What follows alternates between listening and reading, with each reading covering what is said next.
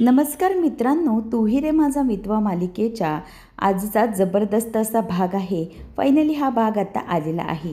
तर आजच्या भागामध्ये जी म्हणजे शोची अँकर सगळ्यांना म्हणत असते की आपण सगळेजण वाट पाहत होतो, ते म्हणजे ईश्वरी अँड अर्णव राजशिर्के यांची. या जोडीने आत्तापर्यंत अगदी जबरदस्त असे परफॉर्मन्स दिलेले आहेत आणि आताही ते परफॉर्मन्स करण्यासाठी आलेले आहेत. तर आपण स्वागत करूया one and only Arnav and Ishwari Rajshirke यांचं. Big round of loss them. तेव्हा सगळेजण आता जोरजोरात त्यांच्यासाठी टाळ्या वाजवत असतात आणि ईश्वरी आता स्टेजवरती आलेली असते आणि ईश्वरीने ती घातलेली नऊवारी आणि तिचा तो साधासुधा पोशाख ते सगळं पाहून आता स्टेजवर सगळेजण अगदी बघतच राहतात. म्हणजे ईश्वरीने हे काय घातलं आहे. मामा म्हणतो की आई, अगं यांची तर ही थीम नव्हती, मग ईश्वरी अशी काय आली आहे स्टेजवर. सगळेजण तिच्याकडे बघतच राहिलेले असतात. तेव्हा मग आता नम्रता आणि आकाशही बघत असतात. नम्रताला तिला बघून खूप अगदी आनंद वाटत असतो आणि नम्रता ईश्वरीचं जे काही सगळ्यांसमोर हसं होत असतं ते पाहून तिला खूप बरं वाटत असतं. तेव्हा आजी पण म्हणते की हो, ईश्वरी तर हे सगळं नाही घालणार होती, मग ईश्वरी असं काय घालून आली आज. तेव्हा मग आता आकाश आणि बाकीचे सगळे बघतच राहतात आणि मग सगळेजण आता बोलतात की मिस्टर अर्णव राजशिर्के कुठे आहेत. तेव्हा आता अर्णव कधी येणार याची ईश्वरी वाट बघत असते. जजेस पण एकटी ईश्वरी आली म्हणून तिच्याकडे बघतच राहिलेले असतात. त्याच वेळेला आता मागून अर्णव आलेला आहे आणि अर्णव येतोय आणि त्याने आता जो काही त्या विठ्ठलरूपी देवाने दिलेला जो काही प्रसाद म्हणजेच त्याचं ते उपरणं स्वतः असं डोक्याला बांधून घेतलेलं आहे आणि अर्णव स्टेजवरती आला आहे. आता ईश्वरी त्याला बघतच राहते. अर्णव पण स्टेजवर अगदी येऊन खांद्यावर हात ठेवून एखाद्या शेतकऱ्यासारखा उभा राहिलेला असतो आणि सगळ्यांकडे बघून हसत असतो. तेव्हा आता इथे अर्णवला पण पाहून सगळे म्हणतात की हा असा का झाला आहे, यांनी याचे कपडे असे कळकट मळकट का झाले, मातीत लोळून आल्यासारखा का बरं वाटतोय. सगळ्यांना प्रश्न पडलेला असतो, मात्र उत्तर फक्त अर्णवकडेच असतं की त्याच्याबरोबर त्या काळात काय झालं होतं आणि काय घडलं होतं. मामा म्हणतो की हो ना, म्हणजे अगदी मातीत लोळल्यासारखाच वाटतोय, नक्की काय प्रकार आहे हा. तेव्हा खरं तर सगळेजणं अर्णव आणि ईश्वरी यांच्यासाठी टाळ्या वाजवतात. आता ईश्वरी पुढे उभी असते, तिच्या मागोमाग अर्णव येतो आणि अर्णव पण त्यांच्यासमोर तिथे तसाच उभा राहतो. आता अर्णवला सगळेजणं बघतात आणि मग टाळ्या वाजवतात तर खरं, परंतु प्रत्येकाच्या मनामध्ये वेगळे प्रश्नच निर्माण होतात. तर इथे आता हे सगळं होत असताना ईश्वरी आणि अर्णव सगळ्या प्रेक्षकांसमोर हात जोडून उभे असतात. त्याच वेळेला आता जी आलेली असते. अँकर जी येऊन म्हणते की वाव मिस्टर अर्णव अँड ईश्वरी, तुमच्यासाठी जोरदार टाळ्या होऊन जाऊन द्या. पण मला एका प्रश्नाचं उत्तर कळू शकेल का की तुम्ही इतका या सगळ्या स्पर्धेमध्ये हा काय प्रकार केलेला आहे. म्हणजे तुम्ही नेमकं काय सादर करताय हे इथल्या कोणालाही कळलेलं नाही आहे. म्हणजे मी माझं मत सांगते, तुम्हाला नेमकं काय सादर करायचं होतं. तुम्ही यामध्ये तर फार सुंदर दिसताय, परंतु तुमची यामागची संकल्पना काय आहे.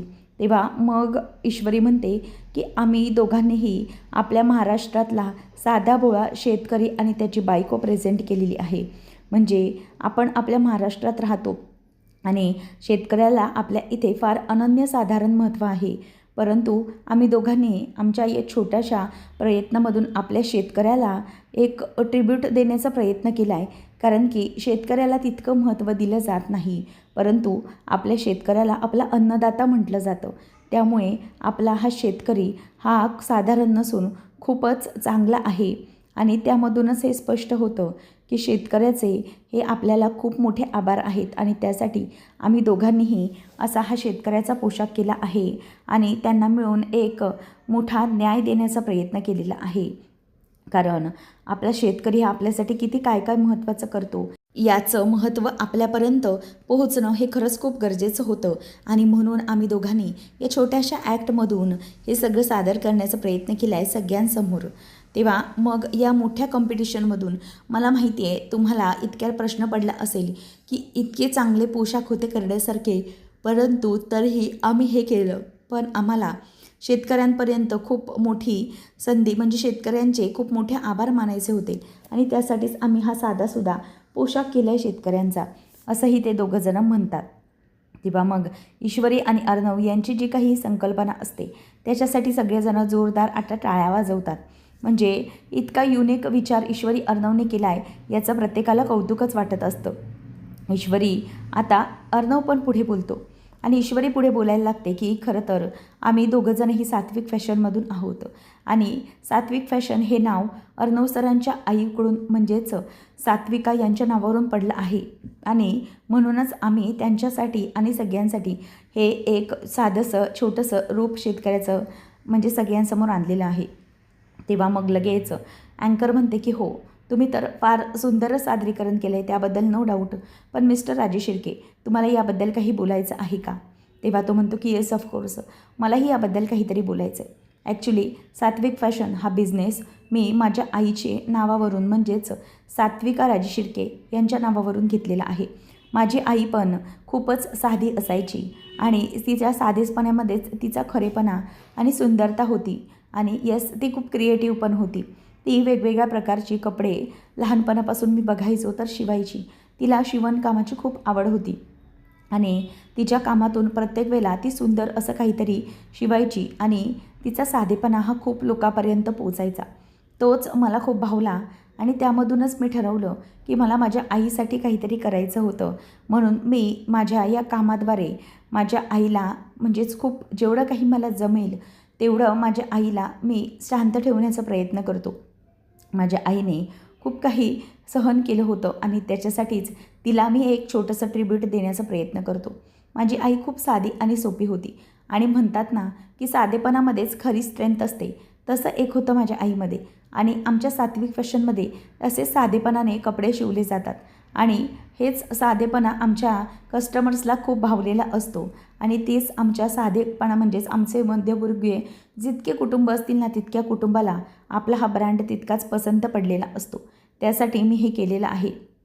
आणि मग लगेचच आता त्या मॅडम म्हणतात की बरोबर, तुमची संकल्पना ही खरंच खूप चांगली आहे. ॲक्च्युली हे जे काही तुम्ही सादर केलं आहे ना, तुम्ही हे जे काही शेतकऱ्यांबद्दल आपलेपणा आणि आत्मीयता दाखवली, ही सुचणं खरंच खूप एक मोठं काम आहे आणि त्यासाठी तुमचे आम्ही खरंच खूप आभार मानतो. तेव्हा मग मॅडम म्हणतात की तुम्ही छान रिप्रेझेंट तर केलं, परंतु तुमचा पदार्थ काय आहे, म्हणजे तुम्ही शेतकरी काय खातो किंवा काही दाखवलं आहे का? तेव्हा लगेचच ईश्वरी म्हणते की होय की मी काही पदार्थ बनवले आहेत, ते तुम्हासनी चाखण्यासाठी आणले आहेत. बघा आमच्या टोपलीत काय आहे.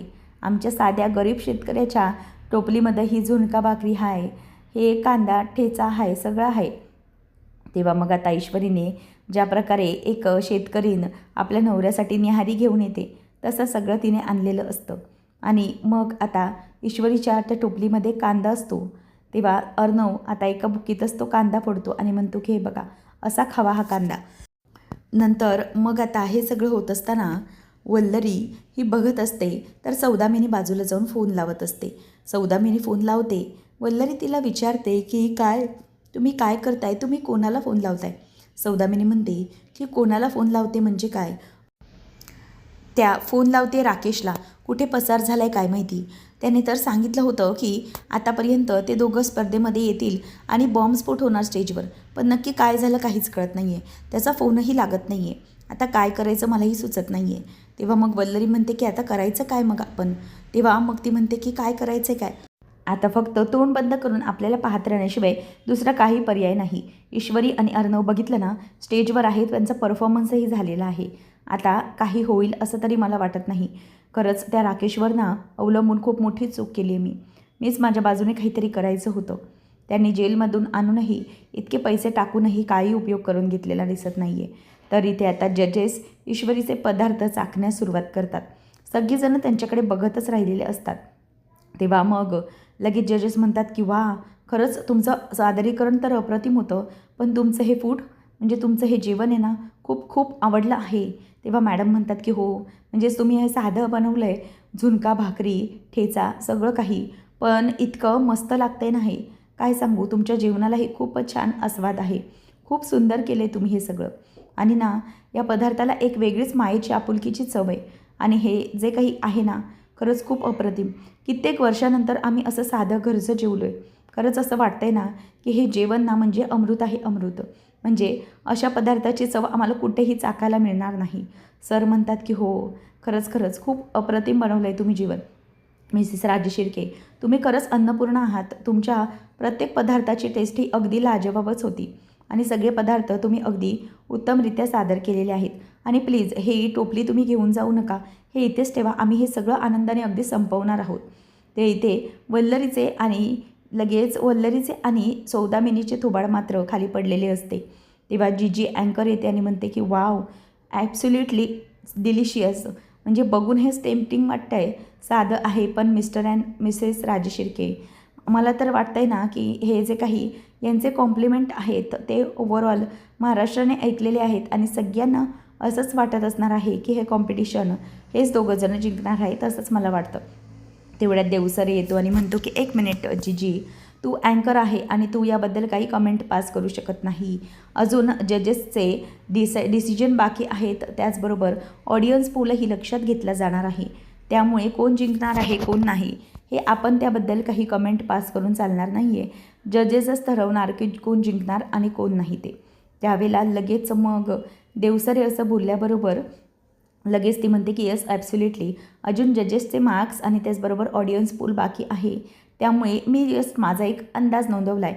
ॲज देवसरे सर सेड, आपल्याला प्रत्येक फायनल राऊंड नाही तर आपल्याला प्रत्येक आतापर्यंत जे सगळे राऊंड झालेत ना त्याचे टोटल मार्क्स मिळून आपल्याला विनर घोषित करण्यात येणार आहे. त्यामुळे सगळेजणं अगदी आनंदाने हा सगळा परफॉर्मन्स बघून झाले असतील. पुन्हा एकदा ईश्वरी आणि अर्णव, तुमच्या दोघांचंही खूप अभिनंदन. तुम्ही तुमचा परफॉर्मन्स अगदी उत्तमरित्या साध्य केला आहे. ॲक्च्युली तुमचे खूप आभार आहेत. तेव्हा इथे आता नील आणि अमृता दोघंही खूप खुश असतात आणि नील अमृता एकमेकांना म्हणत असतात की आपला परफॉर्मन्स हा अगदी बेस्ट होता. We nailed it. खरंच सिरियसली खूप मजा आली. तेव्हा मग ती म्हणते की हो, जिंकणार तर आपण दोघंच आहोत. तेवढ्यात देशमुख येते आणि म्हणते की काय, तुम्ही दोघंजणही काय बोलताय? तुम्हाला तरी कळतं आहे का तुमचं काय बोलणं चालू आहे ते?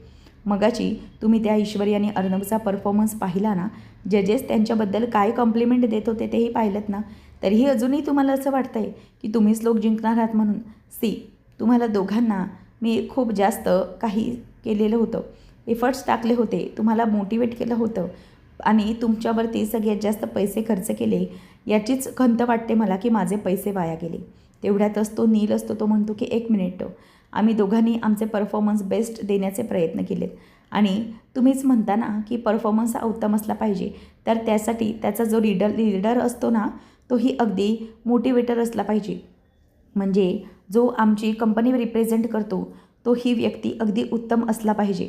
पण तुम्ही तुमच्या या बोलण्यामधून दाखवून दिलं की तुम्ही तुमच्या परफॉर्मरला इन्क्रीज करण्यासाठी किंवा त्यांना लीड करण्यासाठी, मोटिवेट करण्यासाठी नाही, तर फक्त तुम्ही त्यांना जिंकण्यासाठी मोटिवेट करता. असं चालत नाही मॅडम. प्रत्येक वेळेला एक गोष्ट लक्षात घ्या, जिंकण्यासाठी नाही तर स्पर्धेमध्ये भाग घेणं आणि आपल्या स्पर्धकाला चेअर करणं हे खूप महत्त्वाचं असतं आणि त्यामध्ये तुम्ही कमी पडलात. आणि आता जरी ही ट्रॉफी आम्ही जिंकलो तरीही आम्हाला ही ट्रॉफी नको, ठेवा ती तुमच्याचकडे, असं म्हणून ते दोघंही तिच्या नाकावर अगदी टिचून निघून जातात. नंतर पुन्हा देवसरे याच्याशी बोलून ती तिथे आलेली असते आणि देशमुख म्हणते की मला जरा तुमच्याशी बोलायचं आहे, म्हणजे मी या निर्णयाबाबत तुमची काही हेल्प करू शकते का? तेव्हा दीक्षित मॅडम तिला म्हणतात की हे बघा, आम्ही आमचं काम करतो आहे, तुमची कुठलीही मदत नको आहे आम्हाला. तेव्हा ती म्हणते की नाही, पुन्हा एकदा तुम्ही विचार करून बघा, म्हणजे मी काही करू शकते का? म्हणजे तुम्हाला कळत असेल what I am trying to say, की मीही काहीही करू शकते. तेव्हा दीक्षित लगेच चिडते आणि म्हणते की हे बघा, तुम्ही प्लीज आमच्या निर्णयात कुठल्याही ढवळाढवळ करू नका. तुम्ही जसं म्हणताय तसं इथे काहीही घडू शकत नाही आहे. Okay, so please stay out of this. आम्ही जो निर्णय लिहू तो तुम्हाला नंतर दिसेलच. तेवढ्यात देवसरेंना दीक्षित बोलवतात आणि म्हणतात की 1 मिनिट मिस्टर देवसरे, या काय आहेत आणि यांना प्लीज इथून घेऊन जा. तेव्हा मग देवसरे म्हणतात की ॲक्च्युली ते तुमच्याशी काय बोलण्याचा प्रयत्न करत आहेत, एकदा ऐकून तरी घ्या. तेव्हा मग त्या दीक्षित मॅडम आणि मेहता सर म्हणतात की नो, त्या ज्या काही बोलत आहेत ते आम्हाला कम्प्लिटली कळतं आहे, त्यामुळे आम्ही निर्णय घेऊ शकतो आणि हे असल्या राऊंडमध्ये किंवा असल्या स्पर्धेमध्ये इथे अजिबात काहीही चालत नाही, समजलं? कोणतीही ऑफर तुमची नको आहे आम्हाला. प्लीज स्टे आउट ऑफ दिस. तुम्ही इथून निघून जा प्लीज, असं म्हणून आता तिथून तिचा अपमान करून तिला काढलं जातं. देशमुख पुन्हा एकदा तोंडावर पडली जाते आणि देवसरे पण तिथून गप्पपणे निघून जातात. आता अर्णव आणि ईश्वरी त्यांचे कपडे वगैरे चेंज करून तयारीला लागलेले असतात. तर वल्लरी इथे आता तोंड पाडते, कारण की त्यांच्या मनानुसार काहीही झालेलं नाही. त्यांना जजेसने साधं उभंही केलेलं नसतं. मग अर्णव असतो टेन्शनमध्ये. त्याच्या चेहऱ्यावर काहीतरी काळजी असते. ईश्वरी त्याला विचारते की 1 मिनिट अर्णव सर, मला जरा प्लीज सांगा नेमकं काय झालं होतं. तेव्हा अर्णवला काळजी वाटायला लागतं. तेव्हा ईश्वरी म्हणते की सर बोला ना, काय झालं आहे नेमकं, म्हणजे तुम्ही असं का वागत होते, नेमकं काय प्रकार घडला आहे. तेव्हा अर्णव म्हणतो की मिस इंदोर, म्हणजे मला काही कळत नाही आहे, नथिंग, काहीच घडलेलं नाही आहे, तू कशाला उगाच काळजी करतेस. ईश्वरी म्हणते की नाही, मला तरी असं वाटतं की तुम्ही काहीतरी माझ्यापासून लपवताय. प्लीज मला काहीतरी सांगा, माझ्यापासून तुम्ही लपवू नका, जे आहे ते सांगा. मला कळते तुमच्या चेहऱ्यावरून की काहीतरी आहे जे तुम्ही माझ्यापासून लपवण्याचा प्रयत्न करताय. सर काही आहे ना. तेव्हा अर्णव तरीही सांगण्याचा प्रयत्न करतच नसतो. तो म्हणतो की मिस इंदोर प्लीज, काही झालेलं नाही आहे, तू शांत हो. ईश्वरी म्हणते की नाही सर, प्लीज जे काही असेल ते मला क्लिअरली सांगा. तुम्ही सांगा, काय लपवण्याचा प्रयत्न करताय तुम्ही. असं म्हणून ती आता त्याला थांबवण्याचा प्रयत्न करत असते.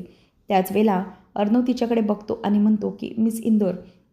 ईश्वरी म्हणते की हो सांगा, काय झालं आहे, तुम्ही काय सांगण्याचा प्रयत्न करत होता. ईश्वरीला तो सांगतो की मिस इंदोर, एक प्रॉब्लेम झाला होता आणि मी त्यामध्ये अडकलो गेलो होतो, म्हणून मी येऊ शकलो नाही. ॲक्च्युली इथे ऑडिटोरियममध्ये राकेश आला होता. ईश्वरी तिथेच दचकते. तो म्हणतो की प्लीज मिस इंदोर शांत हो.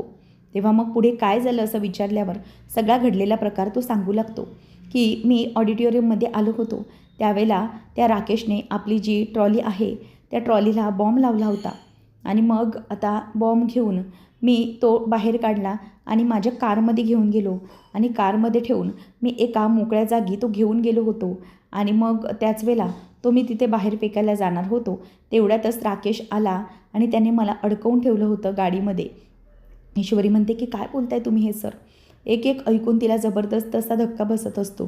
तेव्हा मग आता ईश्वरी म्हणते की अर्णव सर काय बोलताय तुम्ही. तर अर्णव आता घडलेला प्रकार सांगतो आणि मी त्यालाही धरून ठेवलं होतं आणि तिथे ब्लास्ट झाला. तेव्हा ईश्वरी तिथल्या तिथे चक्कर आल्यासारखं होतं तिला. हे ऐकून तिला धसकाच बसतो. ईश्वरीला अर्णव खुर्ची आणतो आणि बसायला सांगतो. मिस इंदोर प्लीज काम डाऊन, काही झालं नाही आहे, इथे शांत बस. तेव्हा मग ईश्वरी म्हणते की सर हे सगळं काय बोलताय तुम्ही, खरंच घडलं आहे का हे सगळं.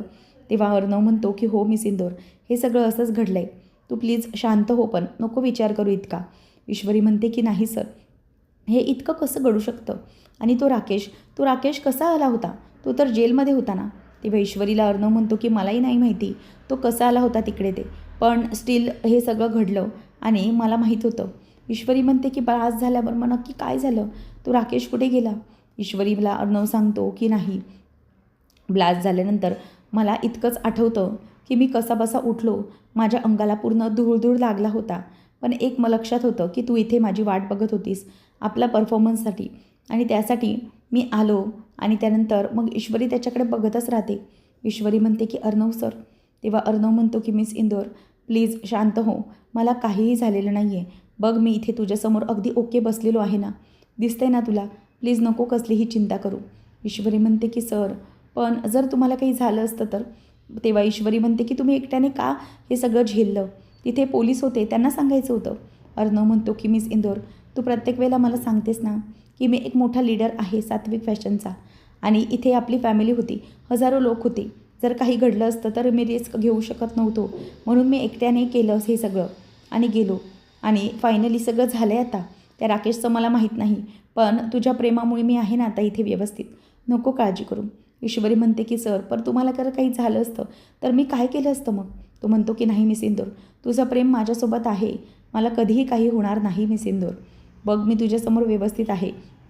तेव्हा आता ईश्वरीला तो म्हणतो की तूही काळजी करू नको, तो राकेश तुला काहीही करणार नाही, मी जोपर्यंत आहे तोपर्यंत तुला काहीही होऊ देणार नाही. असं म्हणून तो आता तिलाही शांत करण्याचा प्रयत्न करत असतो. ईश्वरीलाही काळजी वाटत असते. आता वरून अनाऊन्समेंट होते की सगळ्या फायनलिस्टने प्लीज इथे स्टेजवर या, रिझल्टची वेळ आलेली आहे, चला लवकर. तेव्हा मग अर्णवला ईश्वरी थांबवते, पुन्हा एकदा मिठी मारते की अर्णव सर मला खरंच भीती वाटते, जर काही झालं असतं तर. तेव्हा तो म्हणतो की नाही नको काळजी करू, काही होणार नाही, मी आहे ना, सगळं काही व्यवस्थितच होणार, असं म्हणून तो तिला आता शांत करण्याचा प्रयत्न करत असतो. ईश्वरी त्याच्या मिठीत असते आणि खूपच ती घाबरलेली असते. अर्णव म्हणतो की मिस इंदोर, मी आहे, नको चिंता करू, सगळं काही होईल व्यवस्थित, प्लीज डोंट वरी, असं म्हणून आता तो तिला शांत करण्याचा प्रयत्न करत असतो. तर इथे ईश्वरीला तो म्हणतो की आणखी एक वेळ, ते म्हणजे तू घरी काहीही सांगू नकोस, प्लीज याबद्दल काही बोलू नको, योग्य वेळ आली की आपण सगळं घरी सांगूया. तेव्हा मग ईश्वरीला तो म्हणतो की आता तू पूर्ण शांत हो, काम डाऊन, आणि एकदम व्यवस्थित मनाने आपण स्टेजवर जाऊया. तर फायनली अँकर म्हणत असते की वेळ आलेली आहे आपल्या रिझल्टची, आपण सगळेजणं आतुरतेने ज्या रिझल्टची वाट बघत होतो तो रिझल्ट अखेर आता फायनलिस्ट आपले ऐकणार आहेत. म्हणजे सगळे फायनलिस्ट, त्यांना मी मंचावर येण्याची विनंती करत आहे आणि आपल्या जजेसनेही निकाल आता काढला आहे. त्याचप्रमाणे ऑडियन्स पोलही यामध्ये महत्त्वाचा रोल प्ले करणार आहे. आणि त्याचबरोबर इथे आता जी व्यक्ती हे जिंकणार आहे, सगळेजण आपल्यासमोर आहेत. आपण आता बघूया की सगळेजणं कशाप्रकारे आणि काय काय सादर केले आणि प्रत्येकाचे जे मार्क्स असणार आहेत त्यावरून आपले जजेस आता पुढचे मार्क्स म्हणजे पुढचे रिझल्ट डिक्लेअर करणार आहेत. ईश्वरी, अर्णव दोघंही क्रॉस फिंगर करून असतात. नमू आणि आकाश दोघंही अगदी शांत असतात. नम्रताला असं वाटत असतं की मी ईश्वरीला प्रत्येक फेरीत अडथळे निर्माण केले आणि मीच यामध्ये आता जिंकणार, असं तिला वाटत असतं. तर इथे सगळेजण टाळ्या वाजवत असतात आणि मग सुरुवातीला ती बोलायला अँकर सुरुवात करते की आम्ही जिंकलेत, म्हणजेच अशा पद्धतीने अशा स्पर्धकाला आम्ही जिंकवलेला आहे जो स्पर्धक प्रत्येक फेरीमध्ये एक वेगवेगळं चॅलेंज एक्सेप्ट करत होता आणि प्रत्येक स्पर्धेत त्यांना एक वेगळे चॅलेंज आले, परंतु त्यालाही तोंड देत ते प्रत्येक गोष्टीत सामोरे जात गेले आणि म्हणूनच तो स्पर्धक आज जिंकलेला आहे असं आम्ही सांगणार आहोत. त्याच वेळेला मग इथे आता जीजी म्हणते की येस, फायनली आपल्यापर्यंत निकाल आला आहे आणि आपले जजेस आता जी व्यक्ती यामध्ये जिंकणार आहे त्याचं नाव डिक्लेअर करणार आहे. सो आपले आजचे विनर आहेत, आजचे FNF ग्लोबल स्पर्धेचे फायनल विजेते आहेत, ज्यांना 1 बिलियनची इन्व्हेस्टमेंट मिळणार आहे, ते आहेत असं म्हटल्यावर आता सगळेजणांचे हृदय धडधडत असते जास्त जोरामध्ये. तर पुढच्या भागामध्ये आपल्याला पाहायला मिळतं की उदयकांत हा बाबांना जोरात मोठं इंजेक्शन टोचतो आणि त्याच वेळेला तिथे आता मंजुळा आलेली असते आणि मंजुळा ते बघितल्यावर ती जोरात ओरडते आणि तिने ओरडल्याबरोबर इथे आता उदयकांत पळून जातो आणि रमाकांत हा आतमध्ये आलेला असतो. म्हणजे जिथे त्या स्पर्धेचा निकाल लागला आहे त्या ठिकाणी स्टेजच्या जवळ आता रमाकांत येत असतो. तेव्हा मग ईश्वरीचं लक्ष जातं बाबांजवळ. स्पर्धेचा निकाल लागून अर्णव ईश्वरी जिंकलेले आहेत आणि त्याच वेळेला बाबा समोर येताच ईश्वरी म्हणते की अर्णव सर, बाबा आलेत आपले, तुम्ही मला प्रॉमिस केलं होतं की आपण जिंकल्यानंतर तुम्ही बाबांना एका ट्रीटवर घेऊन जाणार आहात, तुम्ही दोघंजणं जाणार आहात आणि तुम्ही बाबांशी अगदी मनमोकळेपणाने बोलणार आहात आणि त्यांना थँक्यू म्हणणार आहात, हो ना?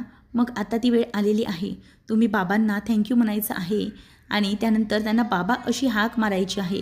त्याच वेळेला इथे आता वल्लरी पण घाबरलेली असते की काय होणार.